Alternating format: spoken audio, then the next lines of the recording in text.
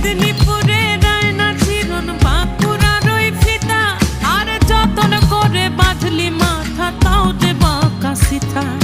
পেছ পাড়িয়ে